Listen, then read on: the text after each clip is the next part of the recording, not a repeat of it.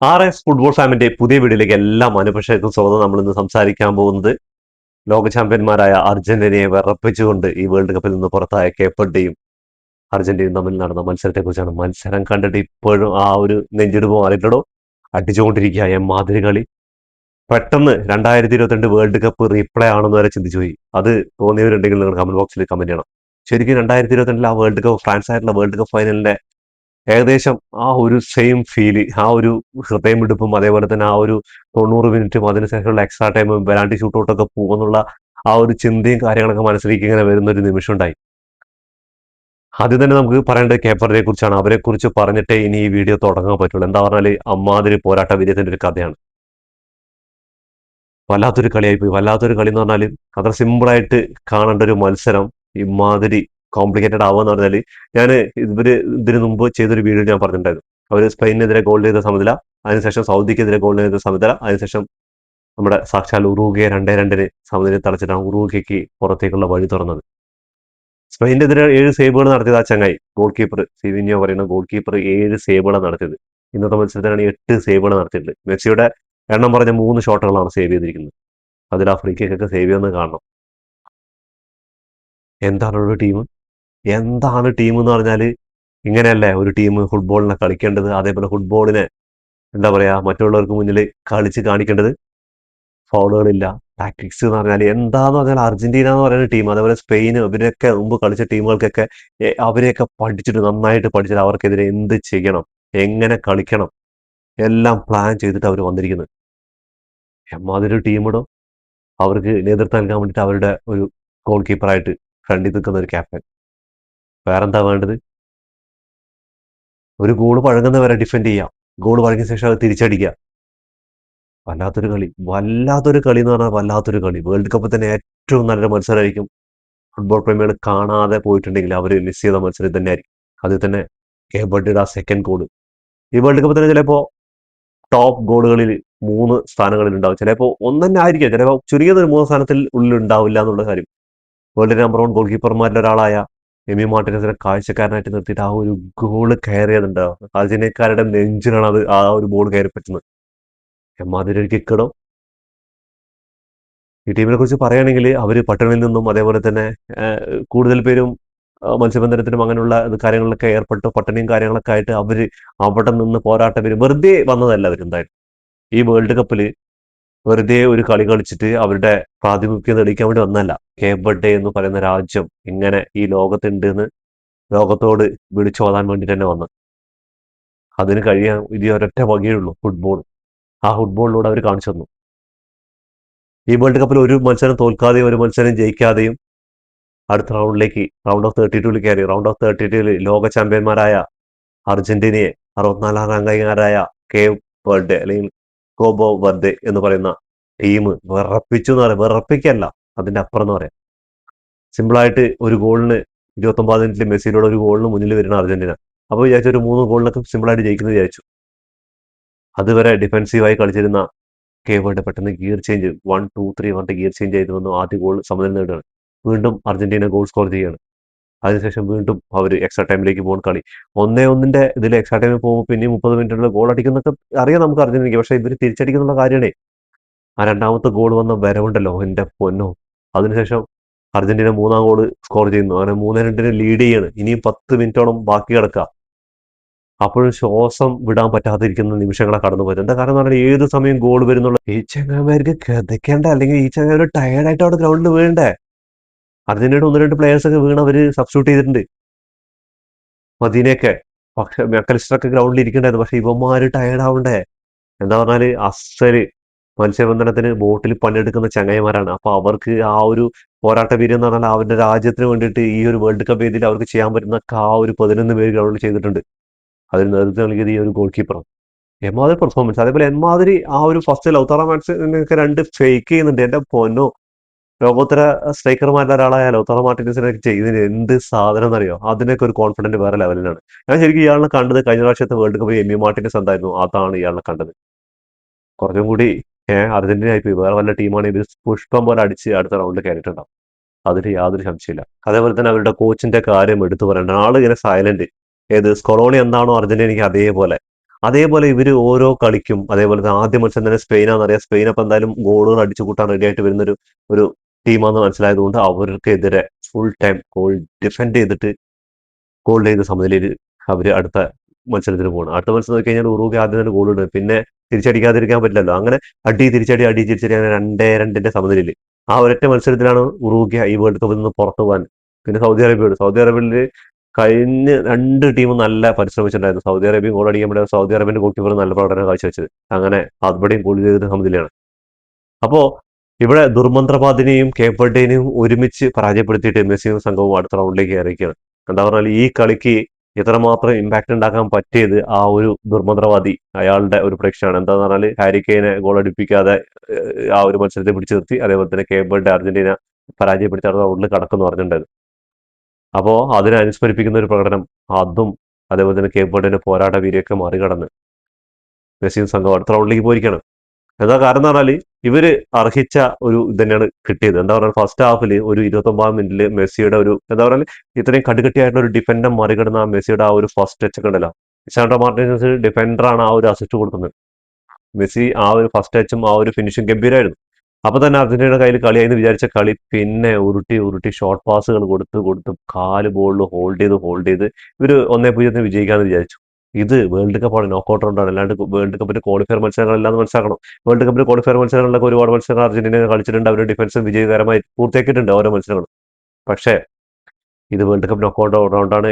ഒരു corner kick മതി ഒരു കളി തിരിയാൻ വേണ്ടിയിട്ട്. അത് നിങ്ങൾ മനസ്സിലാക്കിയിട്ട് എന്തായാലും ഈ കളിയിൽ ഇങ്ങനെ സംഭവിച്ചത് നല്ലൊരു കാര്യമാണ്. എന്താ പറഞ്ഞാൽ കഴിഞ്ഞ കളിയിൽ ആദ്യ മത്സരത്തിൽ തന്നെ അത്രയും ഹൈപ്പിൽ വന്നൊരു ടീമിനെ സൗദി അറേബ്യ പരാജയപ്പെടുത്തിക്കൊണ്ടാണ് അവരുടെ വേൾഡ് കപ്പ് എടുക്കാൻ കാരണം.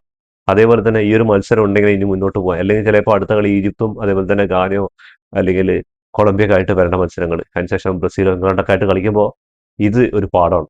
എന്താ പറഞ്ഞാൽ കഴിഞ്ഞ പ്രാവശ്യത്തെ കളിയിൽ നിന്ന് വളരെ വ്യത്യസ്തമായിട്ട് അർജന്റീനയ്ക്ക് എനിക്ക് കണ്ടെന്ന് പറഞ്ഞാൽ കഴിഞ്ഞ പ്രാവശ്യം കുറുകിയ പാസുകളും അതേപോലത്തെ കൗണ്ടറും കാര്യങ്ങളൊക്കെ ഉണ്ടായിരുന്നു. ഇവിടെ അതൊന്നും കാണാൻ പറ്റില്ല. എന്ന് പറഞ്ഞാൽ ബോൾ പരമാവധി ഹോൾഡ് ചെയ്തിട്ട് അത്രയും നല്ല നല്ല ചാൻസുകൾ ആ ഒരു ഗ്യാപ്പ് ക്രിയേറ്റ് ചെയ്യാൻ വേണ്ടിയിട്ട് അത്രയും നേരം ഹോൾഡ് ചെയ്ത് ബോൾ ഇങ്ങനെ അത് ലോ ബ്ലോക്ക് കളിക്കുന്നത്. ഇവര് ലോ ബ്ലോക്ക് എന്ന് പറഞ്ഞാൽ എവിടെ തുടങ്ങുന്നത് ആ മിഡ്ഫീൽഡിന്റെ അവർ അറ്റാക്കിംഗ് സൈഡ് മുതൽ ലോ ബ്ലോക്ക് ചെയ്യുക. പിന്നെ മിഡിലും അതേപോലെ തന്നെ ഡിഫൻസിലും. എന്നിട്ട് 3 ഗോൾ അടിച്ചു. അതൊക്കെ സമ്മതിക്കുന്നു അർജന്റീന.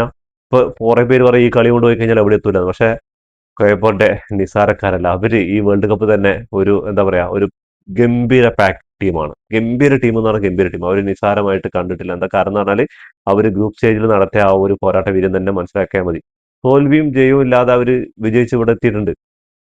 അപ്പോൾ അതൊന്നും പറയണ്ട. എന്തായാലും അർജന്റീനയ്ക്ക് ഒരു പാഠമാണ് അത്. എന്തായാലും അതിൽ സംശയമൊന്നുമില്ല. അങ്ങനെ ഫുട്ബോൾ പ്രേമികൾക്ക് ഒരു കിടിലൻ മത്സരം സമ്മാനിച്ചു. ഉറക്കൊഴിച്ചിരുന്ന് കണ്ട ആ ഒരു എക്സ്ട്രാ ടൈം ആയിക്കോട്ടെ, അതെന്തായാലും മുതലായി തന്നെ പറയാൻ പറ്റുള്ളൂ. അമ്മാതിരി മാച്ച് ഈ വേൾഡ് കപ്പിൽ ഇതുവരെ കണ്ടത് വെച്ച് ഏറ്റവും ടോപ്പ് മാച്ച്. പിന്നെ മെസ്സി തന്റെ 20ാം ഗോൾ തയ്ച്ചിരിക്കുകയാണ്. അതേപോലെ തന്നെ വേൾഡ് കപ്പിൽ ടോപ്പ് സ്കോർ റിപ്പോർട്ടിൽ 7ാം ഗോൾ തയ്ച്ചിട്ട് അവിടെ മുന്നോട്ട് പോവാണ്. അപ്പൊ മെസ്സിൽ കേന്ദ്രീകരിച്ച് തന്നെ കളിയൊക്കെ പോയിക്കൊണ്ടിരുന്നത് എന്ത് പറയാന്ന് പറഞ്ഞാൽ ഇപ്പോഴും സ്ട്രൈക്കർമാരും മിഡ്ഫീൽഡർമാരൊന്നും ഗോൾ അടിക്കാൻ പറ്റില്ല എന്നുള്ള അർജന്റീനയെ സംബന്ധിച്ചിടത്തോളം ഏറ്റവും വലിയ ഒരു സങ്കടകരമായ കാര്യം. ഇന്ന് ഗോൾ അടിച്ചിരിക്കുന്ന കുട്ടികൾമാരോ അതിപ്പോ ഓൺ ഗോൾ ആണെന്ന് ഞാൻ അല്ല, റൊമാരോന്റെ ഗോൾ തന്നെയാണ് തോന്നുന്നുണ്ട്.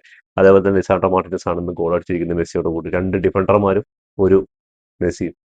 ബാക്കി ഉള്ള ആൾക്കാരൊക്കെ എന്താ ചെയ്യുന്നത് എനിക്ക് തോന്നുന്നു എന്തോ ടീമിൽ കുറച്ച് പ്രായമായ ഒരു ഫീൽ ചെയ്യുന്നുണ്ട്. കഴിഞ്ഞ വേൾഡ് കപ്പിൽ ആ ഒരു ഫൈനലിലും അതേപോലെ തന്നെ നെതർലാൻഡിനെതിരേക്കുള്ള കൗണ്ടർ ഗോളുകളൊക്കെ ഉണ്ടല്ലോ, അതൊന്നും അർജന്റീനയിൽ നിന്ന് കാണാൻ പറ്റുന്നില്ല. എന്താ പറഞ്ഞാൽ വിങ്ങുകളിലൂടെ കളി മെനയുന്നില്ല.